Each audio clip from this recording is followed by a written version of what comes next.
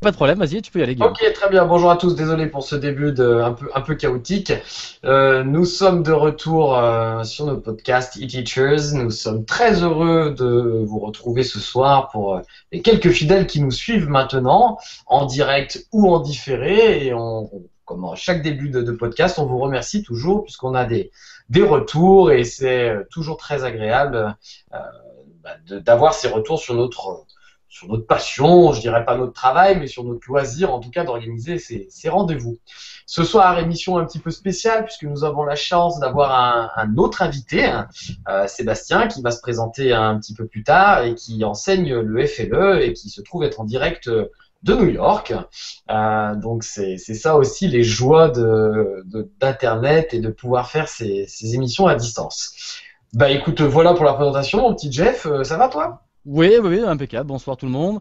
Je vais revenir un petit peu sur. On a eu quelques commentaires sur l'épisode 5. Je vais revenir un petit peu. On a eu 5 étoiles sur iTunes, ça fait toujours plaisir. Par Rexavi. Merci en tout cas à lui. Et 2-3 commentaires intéressants aussi via notre site eTeachers. Joli, hein, donc c'est un message de Claude qui nous dit très intéressant, je recycle vos contenus et sur les réseaux sociaux et dans mes classes. Lors d'une des précédentes sessions, j'ai grâce à vous découvert Natural Reader, excellent, mes étudiants adorent, à la prochaine. Ça fait assez plaisir quand on utilise des choses qu'on présente. Hein. Et bah ouais, ça fait super plaisir ce genre de commentaires. On a un deuxième commentaire de Tisman qui nous dit superbe l'idée de l'émission, elle a été ajoutée à mes podcasts. Alors en plus, il me rappelle que j'ai fait une petite erreur que j'avais parlé de Chromecast, tu sais, de la petite clé HDMI pour permettre de streamer nos appareils mobiles. Alors il me dit qu'il ne fait pas de mirroring complet. Alors ce que je comprends, c'est qu'on ne peut pas tout diffuser a priori. D'après ce qu'il me dit. Voilà. À vérifier ça. À vérifier. Je pense qu'il veut dire que peut-être un petit peu comme quand on branche des adaptateurs iPad ou d'autres tablettes pour projeter des contenus, on peut pas projeter la totalité de la tablette, mais juste certaines applications dédiées comme les lecteurs de vidéo, les lecteurs de photos ou ce genre de choses, quoi. Ouais, ou développer dans une appli, quoi, à mon avis. Bon, très bien. C'est ça ? Ok. Oui, je pense que c'est ça qu'il signifie. Très bien, très bien. On va laisser peut-être à notre invité qui nous fait la joie d'être là, donc comme tu disais de New York, Sébastien, de se présenter un petit peu avant qu'on attaque. Tout à fait. Sébastien, tu peux y aller, merci merci de votre invitation et puis bravo pour votre podcast. Donc moi je suis Sébastien, donc prof de FLE, français langue étrangère. Donc le concept, c'est tout simplement d'enseigner le français à des gens qui ne le parlent pas. Et effectivement, j'enseigne à New York là maintenant depuis plus de 7 ans. Et je fais aussi un podcast dans lequel j'espère vous voir intervenir bientôt, qui s'appelle Les Arts du FLE, disponible sur iTunes aussi, et qui a pour but d'associer la théorie aux pratiques de classe dans l'enseignement du français langue étrangère principalement, mais aussi des langues étrangères en général. D'accord, très bien. En tout cas, avec plaisir, on pourra intervenir hein, si tu nous invites. Ah oui, l'invitation est lancée. Hein. Bon, allez, je me lance. Moi, j'ai une. C'est parti. Je me lance. Moi, je vais parler d'une petite séquence pédagogique. Alors, j'ai pas besoin de diffuser pour ceux qui nous regardent en vidéo notre écran. Ça va être que audio là. J'ai trouvé ça. Sur un blog de Mila Sainte-Anne. Donc l'adresse c'est milasainte-anne.wordpress.com. Alors Mila Sainte-Anne c'est MILASAINTA2NE. C'est une prof d'histoire géo qui a un blog qui nous parle un peu de ses expériences. Je sais pas dans quelle région elle est, c'était pas noté. Et qui nous explique ce qu'on appelle un premier hold-up pédagogique, qui va nous parler un petit peu du travail en groupe, comment elle a un peu géré le travail en groupe en classe. Alors, elle dit qu'elle a piqué une idée, c'est pas son idée principale, mais qu'elle a un petit peu détourné. Elle a appelé ça un ping-pong battle. Alors, en gros, c'est quoi ? Elle a divisé en fait la classe en 3 équipes de 8 ou 9 élèves qui vont en fait s'affronter sous une sorte de ping-pong. D'accord. Alors le ping-pong, ce qu'elle appelle le ping-pong, c'est que la veille, elle leur fait regarder donc par rapport au elle le fait regarder, pardon, elle le fait soit regarder une vidéo, soit par rapport à la séquence au cours, que les élèves posent 3 questions et donnent les 3 réponses de leur choix. Donc ils arrivent après ensuite en cours et ils vont la prof donc va tirer au sort. Alors il y a plusieurs façons. Elle parlait d'un dé, elle parlait de générateurs de chiffres aléatoirement. Enfin, il y a plusieurs façons de faire. Et donc la personne va poser la question à la personne qui est tirée au sort. Et ainsi de suite, ce qu'on appelle un ping-pong. Hein, une réponse, ensuite ça continue. Hein. Vous avez compris l'histoire du ping-pong. Le plus, c'est de faire le plus de réponses possible justes. Ça, c'est le ping-pong. D'accord. Ça paraît clair ce que je dis, oui, pour l'instant, ouais. Oui, oui, jusque-là, oui. Jusque-là, ça va. Alors, donc, elle va former ensuite trois groupes qui vont essayer de se mettre d'accord sur les 3 questions qu'ils vont devoir poser. Déjà, la première chose à faire, c'est qu'elle les laisse faire. Qu'est-ce qui se passe? Eh ben, chacun fait 3 questions, mais il va falloir en choisir que 3. Qu'est-ce qui se passe? Alors, elle dit que la cocotte minute commence un petit peu à monter. Elle voit qu'il y en a qui commencent à bouder, certains qui veulent presque en venir aux mains, donc il faut un peu calmer un peu les choses. On voit que ça commence à être nul. Elle dit quelques petites anecdotes qui sont assez sympas. Ils ont dit que mes questions étaient nulles, qu'il veut tout décider pour tout le monde, etc., etc. Pendant qu'elle observe la prof donc et elle va noter un petit peu tout ce qui est toutes les réflexions de chacun et elle commence à faire au tableau sous forme d'un tableau style schéma heuristique par exemple toutes les réponses de chacun et puis elle leur demande ensuite qu'est-ce qu'il aurait fallu faire pour que les choses se passent encore un peu plus mal.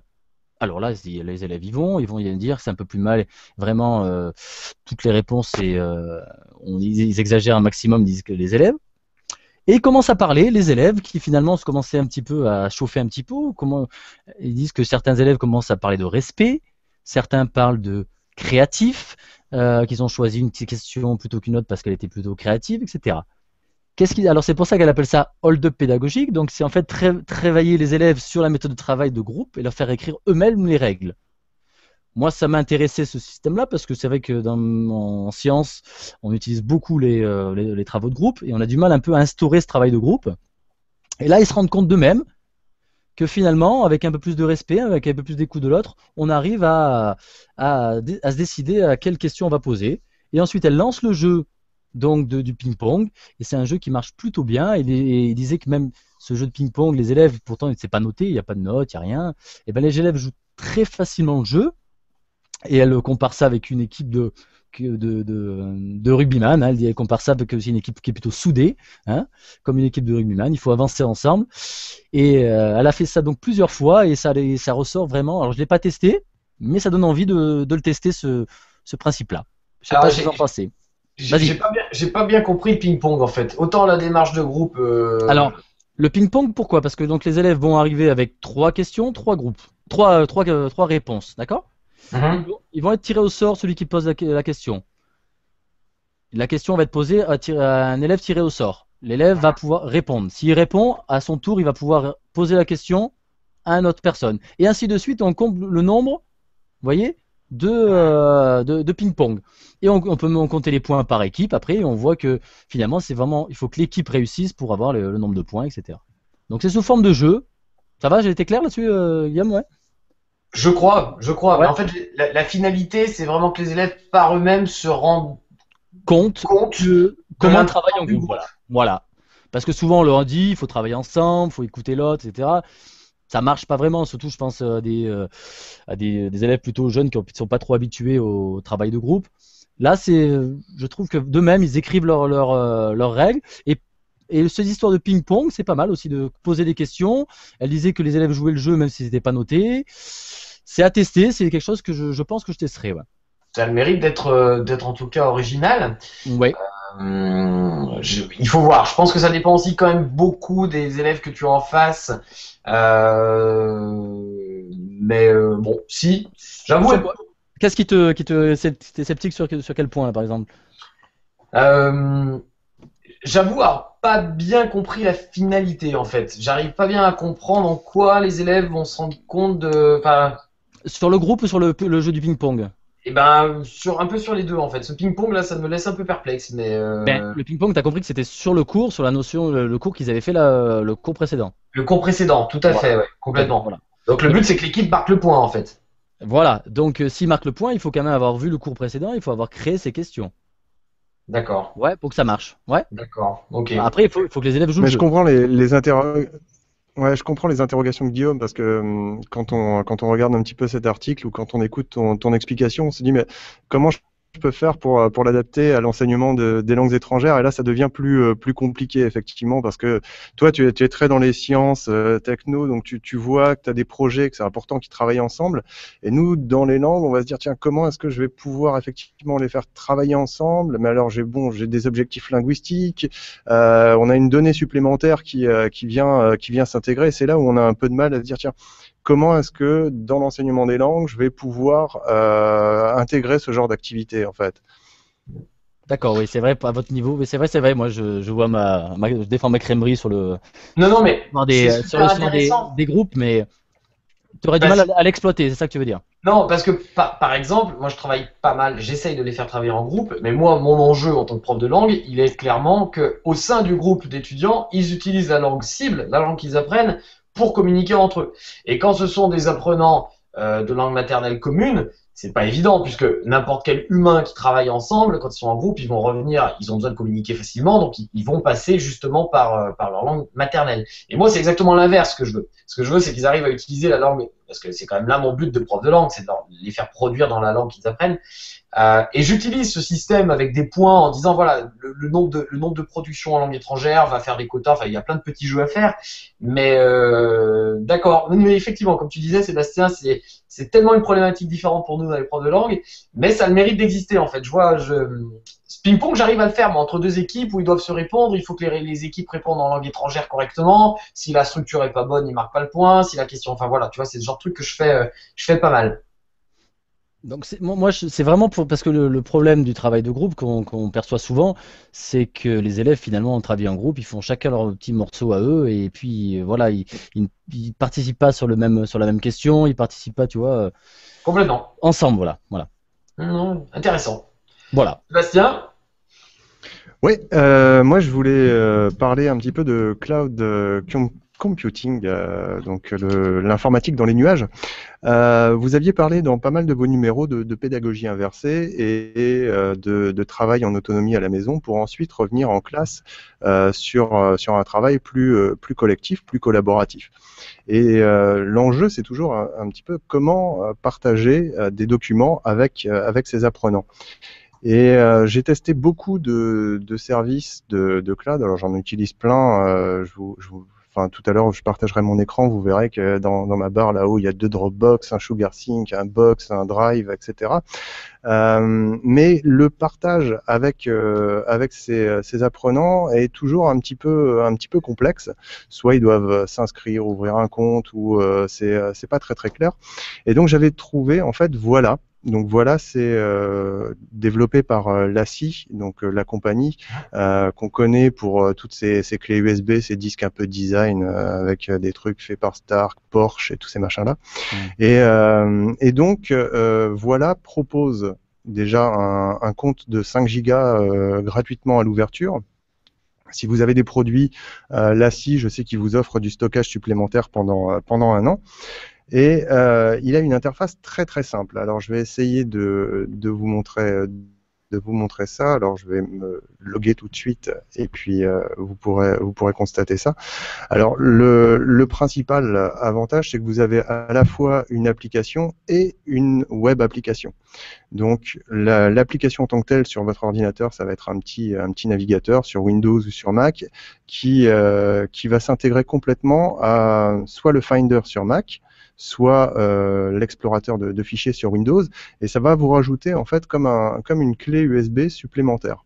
D'accord. Et vous gérez donc la gestion de fichiers se fait de manière très très simple, et vous mettez ce que vous voulez, vous l'organisez comme vous voulez. Vous pouvez faire votre groupe, par exemple, je sais pas moi, de CM2 ou de troisième en collège. Je sais pas si vous utilisez des numéros ou des lettres, mais c'est un peu ce principe-là. et vous pouvez ensuite très facilement partager ce fichier par une URL qui sera donc une adresse internet qui sera secrète. Il y a 3 options de partage, soit public, soit privé, c'est-à-dire il n'y a que vous qui avez accès, ou alors par un lien secret qui est sécurisé, et vous pouvez comme ça donner à une classe une adresse et ils auront tous leurs documents juste à cette adresse et vous organisez soit par semaine, par thème, comme vous le souhaitez. Vous pouvez vraiment simplement faire une arborescence toute simple comme ça et décider de faire ce partage. Sans, Alors, pardon, excuse-moi. Sans login, hein, c'est ça donc ils n'ont vraiment pas besoin de login. alors voilà, l'intérêt c'est ça, c'est qu'ils pourront télécharger, consulter les documents sans avoir à ouvrir. Dropbox le fait, mais pour moi ça devenait un petit peu compliqué avec Dropbox parce que je l'avais utilisé avec ma sœur, avec un collègue, donc bon, je savais plus trop ce qui était public, ce qui était privé, etc. Donc je préférais scinder un peu tous les services et essayer d'en avoir un qui était dédié à l'enseignement.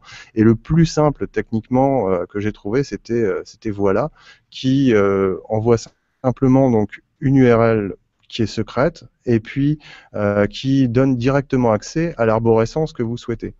Et donc après, à l'intérieur de cette URL, par défaut, si vous faites un dossier, par exemple 3e A, et tous les dossiers à l'intérieur seront disponibles pour les gens qui consultent ce lien, ou alors vous pouvez en cacher certains, en mettre d'autres publics et paramétrer dossier par dossier. Et tout se fait avec un simple clic droit sur les dossiers et après il n'y a plus grand chose à faire. Et comme vous gérez ça comme un navigateur tout bête finalement, et ben c'est très simple, c'est très simple à gérer et pour eux et pour vous en fait. Donc, si je résume un petit peu, quel est le gros avantage que tu vois par rapport à Dropbox? T'as pas besoin d'installer d'application sur l'ordinateur, en fait, c'est ça? Alors, il n'y a pas besoin d'installer d'application si vous êtes si vous consultez simplement. Si toi tu veux partager, tu auras une petite application à télécharger qui te donnera l'option donc soit de gérer ton interface de fichiers directement dans cette application qui est dédiée, soit de l'utiliser en installant un petit module complémentaire si ma mémoire est bonne dans Windows pour pouvoir avoir ce lecteur supplémentaire qui apparaîtra dans ton arborescence de fichiers comme une simple clé USB. Et l'avantage par rapport à Dropbox, je pense que il n'est pas évident, si ce n'est que bon, vous avez 5 gigas gratuits alors que Dropbox commence à 5, commence à 2, pardon. 2. Et mais ouais, ça augmente assez vite après si vous activez des options de partage et tout ça. Et ensuite, eh bien, c'est à peu près tout. C'est le seul avantage qu'il a. Moi, je voulais simplement vraiment dissocier les services que j'utilisais avec des amis, la famille, et puis ceux que j'utilisais avec le cours. Alors peut-être si je fais un petit ouais, si je peux faire un petit partage d'écran pour montrer ça. Alors voilà, c'est WUALA, hein, c'est ça? WUALA.com, effectivement. Donc là, si alors je sais pas si oui, il faut que j'accepte de démarrer le partage d'écran. Ouais. Là, c'est quand tu partages des documents. Et si ça t'arrive aussi dans l'autre sens, récupérer des travaux? Ça t'arrive ou non? Non, non, parce que là, si je veux récupérer des travaux ou qu'il les modifie, il va nécessairement falloir qu'ils s'inscrivent et j'aurai les options de partage synchronisées comme avec Dropbox. Mais là, bon, c'est toujours un peu compliqué. C'est-à-dire que si vous donnez un dossier avec des documents et puis que les élèves peuvent commencer à les supprimer, à en ajouter et tout ça, ça devient vite assez difficile à gérer. Alors là, je suis en partage d'écran. Donc l'interface L'interface de l'application est celle-ci, donc on voit, ça c'est vraiment l'application Voilà, avec en jaune les dossiers qui sont personnels, que je partage pas, et puis ici les dossiers en rouge que je partage avec mes étudiants. Donc eux, ils voient qu'ils ont les documents généraux, quelques chansons que je leur mets de temps en temps, la première tâche qu'on fait ensemble, la deuxième, etc. Et puis on peut ensuite, moi j'ai décidé d'organiser comme ça avec un dossier devoir, semaine 1, semaine 2, semaine 3, crois, etc. Et ils peuvent télécharger tous les documents. Et donc en fait, c'est très simple. Pour un petit clic droit dessus, pardon, vous avez donc les options de partage qui sont ici. Et donc vous avez partagé par un lien secret. Donc là, ce sera simplement un petit lien qui va apparaître et vous pourrez le copier, partager avec les contacts, voilà, et rendre privé. Vous avez aussi une option pour le rendre public. Et rendre privé ici, le dossier va redevenir jaune et mes élèves n'y auront plus accès en fait. Donc partager avec un lien secret comme ceci, voilà, j'ai juste le lien, je le copie. Et puis après, j'ai plus qu'à l'envoyer par email. Et si on regarde sur le bureau, j'ai ici mon petit lecteur Voilà qui apparaît comme une clé USB tout simplement. D'accord. Et après, je peux le gérer avec le Finder très facilement. Je trouve ça très clair, ouais, c'est clair avec l'histoire des couleurs, etc. C'est vraiment chouette. J'en avais déjà entendu parler et je suis assez convaincu. Ouais. Je trouve ça bien plus ergonomique que les Dropbox ou les Drive. Ben, souvent Dropbox, on est perdu sur les histoires rendre public, pas rendre public, on est un peu perdu là-dessus souvent. Et ce que tu disais. je trouve que je suis assez impressionné et je pense que je vais dans les 5 minutes qui suivent à tester. le tester. Et Bah oui, parce que quand tu vas envoyer une vidéo pour que justement qu'ils la regardent et que tu fasses ton ping-pong après en cours, tu vois, c'est très facile du coup. Tu leur mets la vidéo là-dessus et puis t'as pas tous ces problèmes où si tu l'envoies par mail, des retours parce que la boîte est pleine ou le fichier est trop gros, etc. Il n'y a pas ce souci-là. Parce qu'il n'y a pas de limite. Enfin, il y a une limite qui n'est pas problématique pour la taille de fichier que tu peux uploader. Je crois de mémoire, ils doivent être à 10 gigas, tu vois, un peu comme sur Drive, je crois. Donc il n'y a pas de limite à ce niveau-là, et ça c'est plutôt pratique. Et est-ce que tu as un accès web de n'importe quel autre ordinateur, comme dans Dropbox, pour aller récupérer tes fichiers? Alors ça, non, justement. Tu es obligé d'installer l'application si tu veux récupérer tes propres fichiers. En revanche, tes élèves, eux, peuvent accéder et consulter, télécharger leurs fichiers simplement à partir du lien. D'accord. Ok, Voilà. c'est très clair. Non, c'est super. Tu nous as convaincus. Ouais. Très bien. Je vais finir commerçant. Vendeur, représentant placier. Très bien. Vas-y Guillaume, à toi. Ouais, bah, je vais faire un petit quelque chose. L'heure tourne, donc je vais présenter un petit outil assez rapide pour les profs de langue justement, qui concerne en fait tout simplement l'alphabet phonétique international ou l'alphabet phonétique anglais. Voilà, il arrive nous profs de langue qu'on ait besoin de noter des indications phonétiques sous des mots et il n'est pas toujours évident de retrouver les raccourcis sur les claviers. Si vous voulez, les caractères existent dans les ordinateurs à partir du moment où on installe une police. Il en existe plusieurs. Il existe la plus connue pour l'alphabet phonétique international, c'est le fameux Time New Roman Phonetics. Et il en existe plusieurs. Donc en fait, à partir du moment où vous avez ces polices installées, je vais dans un instant vous expliquer où on peut les trouver. Il existe un petit utilitaire qui s'appelle Phonétique, PHO, enfin Phonétique avec un K à la fin. Vous tapez ça sous Google et vous trouverez rapidement le site qui gère ça. Le site, c'est exactement .école, donc pointe, un P-O-I-N-T-E, et puis col, C-O-L-E, en fait, c'est un petit jeu de mots, .free.fr. Jeff, je pense qu'on pourra mettre le lien après. C'est un tout petit utilitaire qui existe sur Windows et sur Mac, qui doit pouvoir exister sur Linux avec un petit portage Wine, et qui permet... Alors attendez, je vais essayer de partager mon écran également. Tadam! Est-ce que ça va marcher? Hop. Voilà. Vous devriez me voir. Vous voyez mon écran? Ouais, c'est bon. C'est bon? Bien, donc je lance la petite application. Là derrière, c'est la page du site qui est ouverte. Je lance l'application qui devrait se lancer. C'est l'effet Bonaldi, ça va arriver. Ça y est. Vous voyez, donc il suffit en fait très rapidement avec ma souris de cliquer sur les symboles phonétiques qui m'intéressent. Hop. On va se dire un petit bonjour.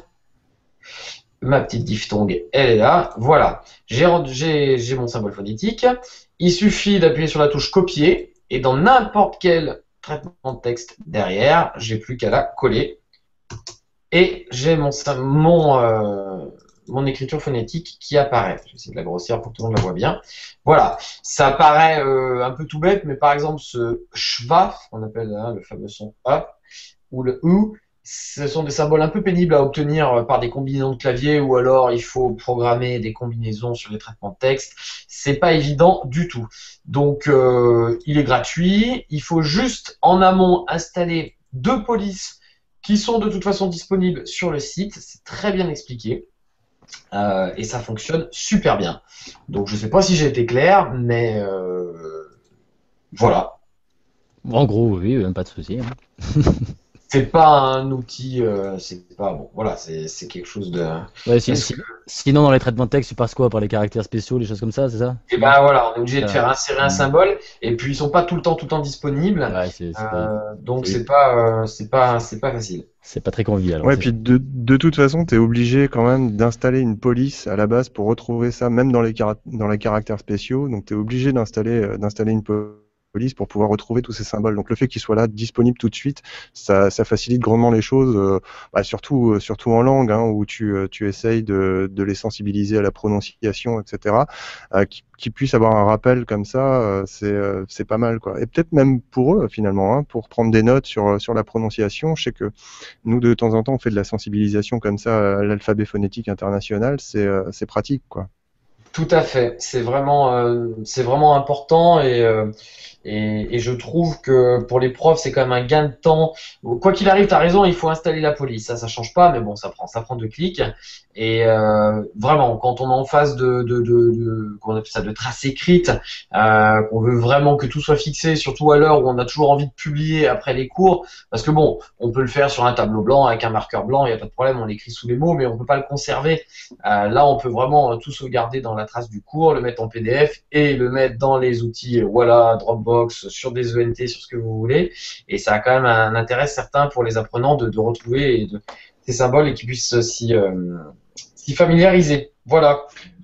Ouais, c'est un intérêt certain. Bah, je rajoute encore un truc, hein, parce que Ah, moi, je vas-y, me souviens, vas-y. quand j'ai appris l'anglais ou l'espagnol, évidemment, on me faisait travailler la prononciation. Mais finalement, on avait peu recours en cours à l'alphabet phonétique. Et je me demande si c'était pas tout simplement une limitation technique qu'avaient les enseignants à l'époque où j'ai appris l'anglais et l'espagnol.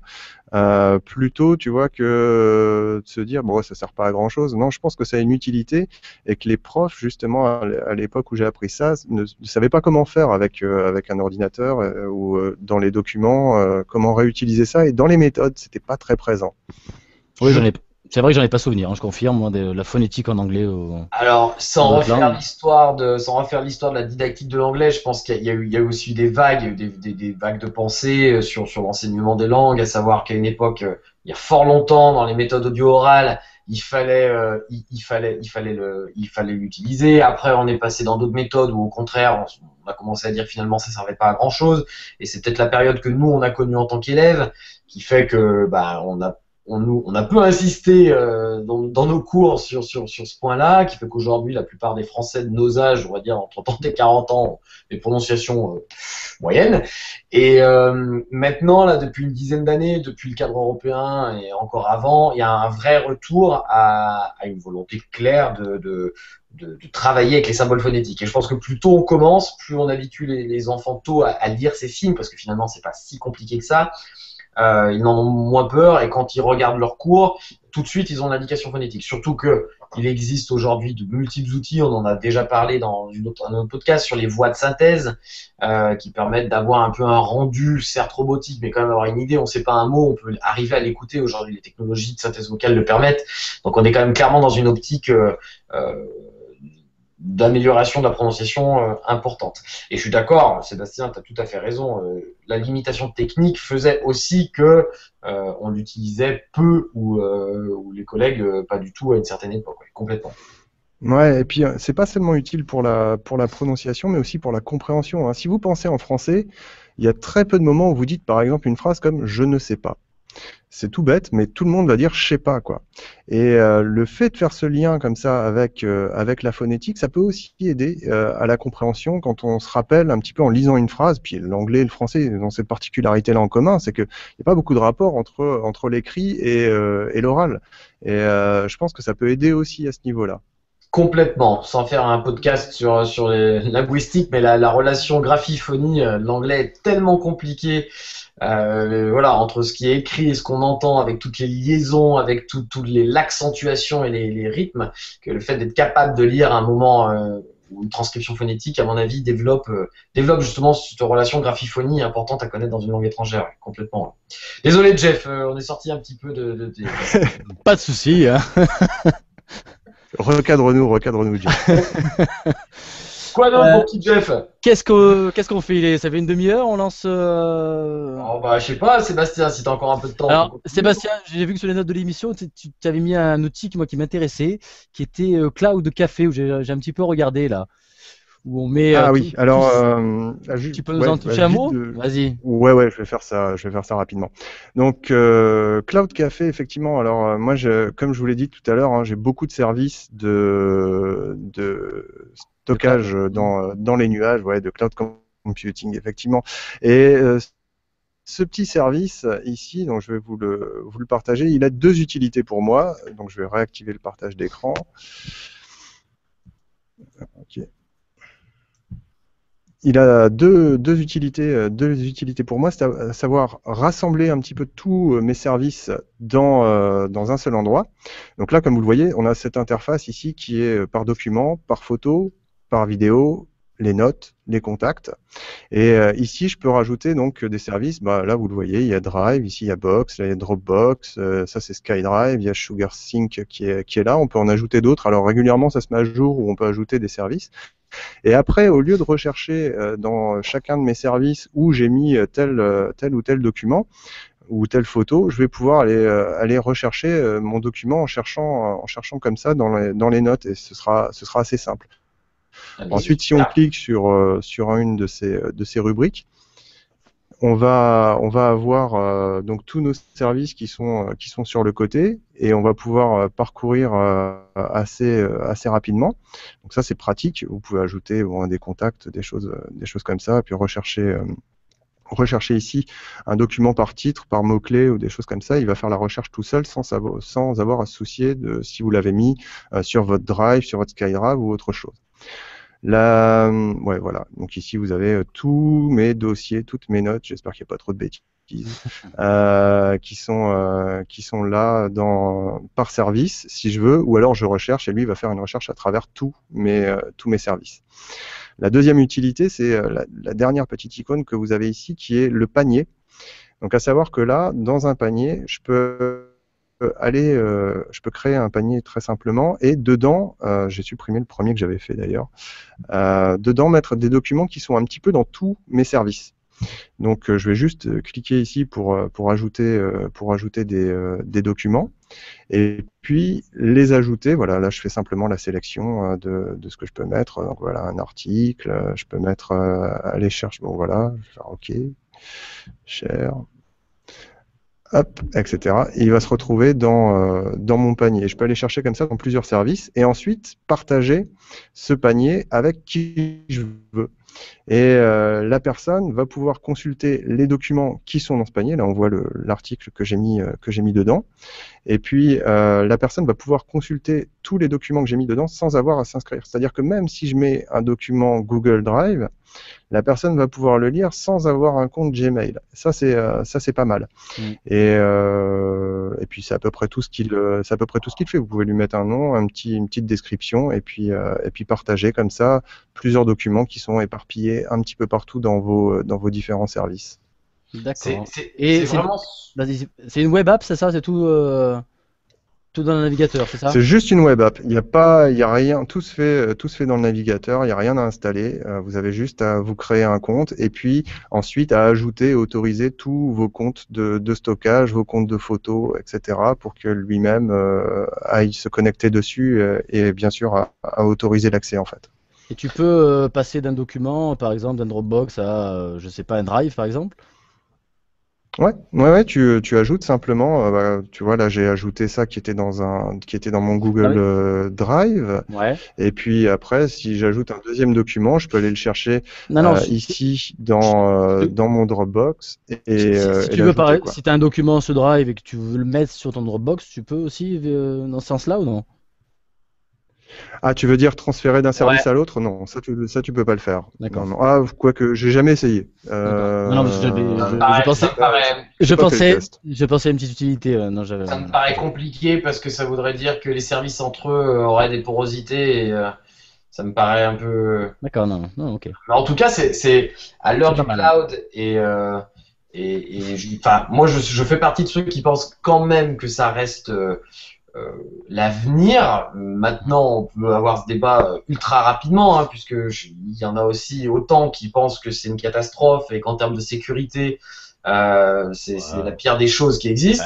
Ce qu'on y met, hein, c'est pour mettre des cours. Hein, nous, Ah, mais après, ça, c'est voilà. toi qui décides de Voilà. ton utilisation. Mais je veux dire, Mais, quand bien même, enfin, oui, à notre niveau, la sécurité. Enfin bon. oui, mais Ouais. Ouais. quoi qu'il arrive, t'acceptes quand Mm. même de mettre tes données perso sur un serveur. Ouais. Bon, tes mots de passe sont cryptés, certes, mais bon, etc., etc. Mais nos élèves aujourd'hui, nos jeunes, je parle des jeunes en tout cas, utilisent de plus en plus ces services. Et je pense qu'il y a aussi un côté éducatif à avoir par rapport à ça. Justement, de leur dire, ça existe, mais faites attention. C'est tout ce rapport aux réseaux sociaux, aux photos, à tout ce qu'on peut mettre sur la toile, qui à un moment ou à Moi, un autre. moi, ce que je leur dis, c'est tout ce que vous mettez sur Internet, pensez qu'un jour, ça peut être public. Voilà. Pour moi, c'est la chose que je leur dis d'entrée. Voilà. Voilà. Ouais, moi, les choses les plus risquées que je mets dessus, c'est mes photocopies de passeport, etc. Parce que, eh ben, quand t'es à l'étranger et que tu perds ton passeport et que tu vas dans un consulat ou une ambassade, ça facilite beaucoup les choses d'avoir une photocopie, si tu veux, accessible un petit peu partout. Mais ouais, Ouais. c'est vrai qu'au niveau sécurité, je sais pas ce que ça peut faire. Si quelqu'un me prend une photocopie de passeport, je suis pas sûr qu'il y ait vraiment de grosses conséquences.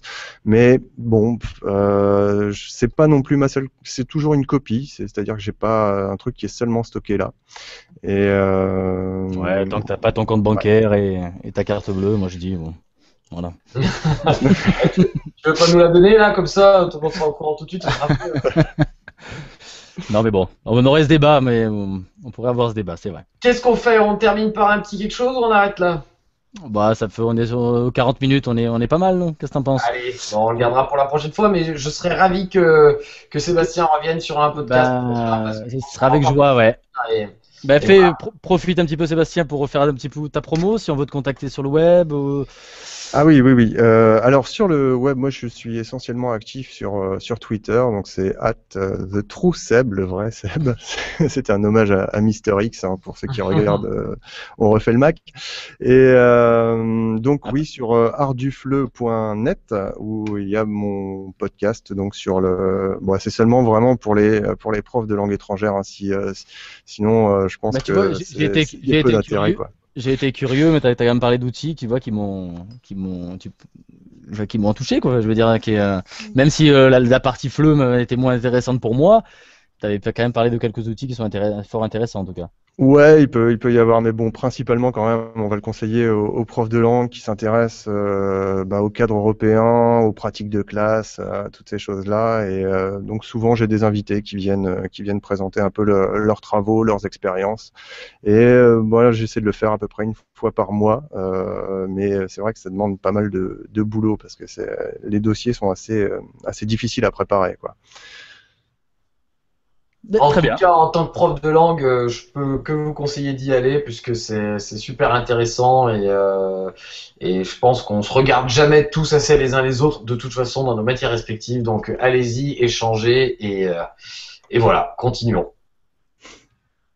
Ouais, et puis merci beaucoup à tous les deux de m'avoir invité. C'était vraiment un très bon moment. Et puis bravo pour votre podcast parce que c'est vrai que le format assez rapide comme ça, avec des présentations de petits outils qu'on peut utiliser facilement en cours sans avoir trop de connaissances techniques, c'est une bonne initiation effectivement et un bon encouragement aux profs de se familiariser un peu avec la technologie parce que ça rend les outils très très accessibles en tout cas. Donc bravo et bonne continuation.